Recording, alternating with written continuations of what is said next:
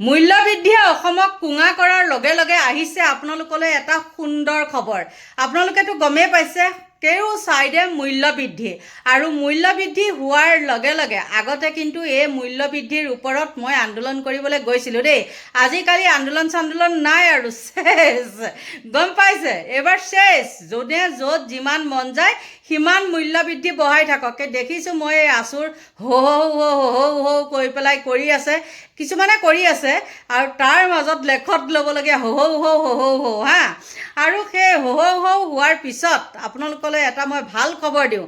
আৰু মই প্ৰথমতে ক'ব লাগিব কি, পাগলে নকয় কি, ছাগলে নাখায় কি।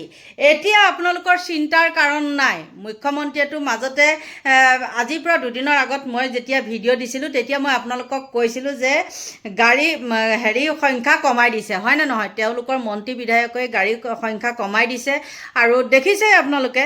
কিন্তু আজি এটা পৰিতাপৰ বিষয়, ঔষধৰ দাম বহুত বৃদ্ধি হ'ল। সেইটো আপোনালোকে গম পাইছেনে নাই নাজানো। যাৰ ঘৰত বেমাৰী আছে তেওঁলোকে গম পায় বৃদ্ধি হৈছে বুলি, আৰু যাৰ ঘৰত নাই তেওঁলোক বহুত ভাগ্যৱান আৰু তেওঁলোকৰ এইবিলাকত তেওঁলোকৰ গাত প্ৰভাৱ নপৰে দৰৱৰ কথাটো দেই। তাৰপিছত আজি আপোনালোকক মই দিয়া ভাল খবৰটো হ'ল কি, 65তে এতিয়াৰ পৰা পাব আপোনালোকে পেট্ৰল ডিজেল সকলোখিনি। আৰু কেনেকৈ পাব সেইখিনি আপোনালোকক ক'ম মই, ক'ত পাব, কোনে দিব সেইখিনিও আপোনালোকক ক'ম। কিন্তু মূল্যবৃদ্ধিৰ ওপৰত তেওঁ এই পেট্ৰল ডিজেলহে, তাৰ বাদে অইনবিলাকৰ কথাত মাত চাত নাই আৰু। গতিকে কোন কিজন যুৱকে দিব পাৰিব, কোন কিজন মানুহে দিব পাৰিব। যুৱক বুলি ক'লে বিয়া নপতা, মানুহ বুলি ক'লে বিয়া পতা দেই, মই আপোনালোকক কৈ দিছোঁ। গতিকে এতিয়াৰ পৰা 65তে হ'ব উপলব্ধ পেট্ৰল কি ডিজেল কি হা। আৰু এয়া সুন্দৰ বিশ্লেষণ।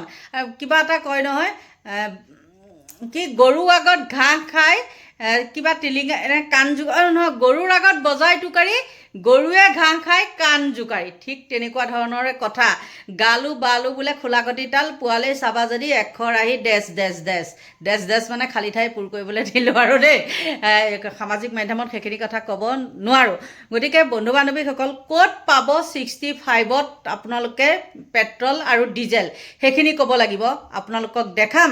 কিন্তু এনেকুৱাই মূল্যবৃদ্ধি হৈছে। আজি ভিডিঅ'টো মই এতিয়া প্ৰস্তুত কৰোঁতে কেইটা বাজিছে জানেনে? আপোনালোকে দেখিছেনে নাই নাজানো, ওচৰত লাইট আছে, 10:20 হৈছে। 10:20ত মই আহিছোঁহে বজাৰৰ পৰা, সোণাপুৰ বজাৰ গৈছিলোঁ। তাৰপিছত তাৰ পৰা আহিলোঁ, ইমানেই দাম কি ক'ব আৰু বস্তু দাম দেই।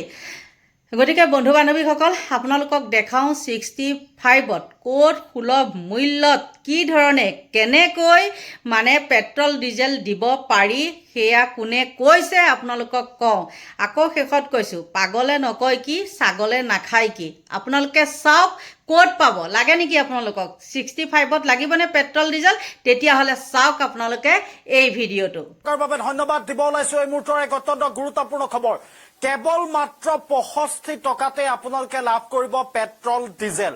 হয়, আপোনালোকে ঠিকেই শুনিছে, কেৱল মাত্ৰ 65 টকাতে আপোনালোকে লাভ কৰিব পেট্ৰল ডিজেল। যিহেতুকে বৰ্তমান সময়ছোৱাত পেট্ৰলৰ লিটাৰ প্ৰায় 103 টকা হোৱা পৰিলক্ষিত হৈছে। আৰু শেহতীয়াকৈ যি খবৰ বৰ্তমান সময়ছোৱাত আহি পৰিছে, সেই খবৰ শুনি হয়তো আপুনি আচৰিত হৈ পৰিব। কেৱল মাত্ৰ 65 টকা লিটাৰ, 65 টকা লিটাৰতে আপুনি পেট্ৰল ডিজেল লাভ কৰিব। কিদৰে আপুনি 65 টকা লিটাৰ আপোনালোকে লাভ কৰিব পেট্ৰল ডিজেল, সেয়া আমি সবিস্তাৰে গ্ৰাফিক্স প্লেটৰ মাধ্যমত লৈ আহিবলৈ যত্ন কৰিছোঁ ৰিপৰ্টাৰ এনি চাই থকা প্ৰত্যেকগৰাকী দৰ্শকৰ বাবে। দেখিলেনে ক'ত পাব, কোনে দিব, কিমান একদম ব্ৰেইন আছে। ব্ৰেইন থকা মানুহেহে কিন্তু এইবিলাক কাম কৰিব পাৰে দেই।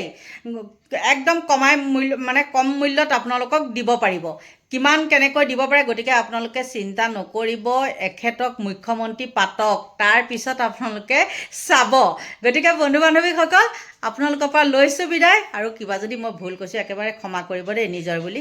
লগতেতো পাৰিবই আৰু গালি দুটামান, নহয় জানো? গতিকে এতিয়া লৈছোঁ বিদায়, বাই বাই।